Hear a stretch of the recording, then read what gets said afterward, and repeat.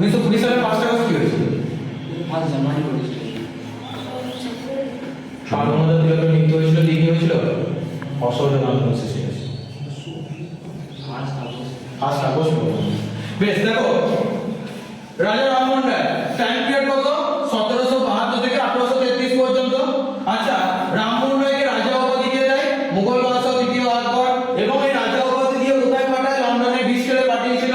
কার ভাতা বাড়ানোর জন্য? আকবর, দ্বিতীয় আকবরের ভাতা বাড়ানোর জন্য। এবং 1833 সালে 27 সেপ্টেম্বর লন্ডনে ব্রিস্টলে গিয়ে মারা যান রাজা রামমোহন রায়, মারা যান। তিনি একজন সমাজ সংস্কারক ছিলেন, তাই তাকে কি বলা হতো?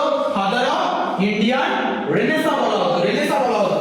1804 সালে কি লিখেছিলেন তিনি? তৌবাতুল মুহাম্মাদিন।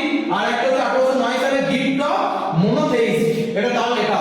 এই গুরুত্বপূর্ণ বইগুলো মনে রেখে দিও। আর তিনি তিনটে পত্রিকা লিখেছেন, দুটো বাংলা ভাষায়। একটা হচ্ছে ব্রাহ্মণিকা 1821 সালে, সংবাদ কৌমুদি 1821 সালে, আর মিরাতুল আকবর 1822 সালে ফার্সি ভাষায় লিখেছিলেন তিনি। বেশ, বঙ্গ সমাজ তিনি প্রতিষ্ঠা করেছেন 1858 সালে, 20 আগস্ট প্রতিষ্ঠা করলেন। সেই বঙ্গ সমাজ আবার দুটো ভাগে ভাগ হলো। একটা হচ্ছে আদি বঙ্গ সমাজ 1866 তে, কার নেতৃত্বে?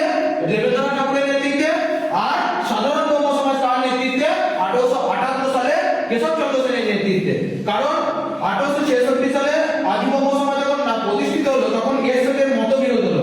সেই জন্য তিনি একটা আলাদা বঙ্গ সমাজ প্রতিষ্ঠা করেছিলেন এবং ইনি একটা সংগঠন প্রতিষ্ঠা করেছিলেন। তাই বঙ্গ সমাজ দুটো ভাগে ভাগ হয়ে যায়।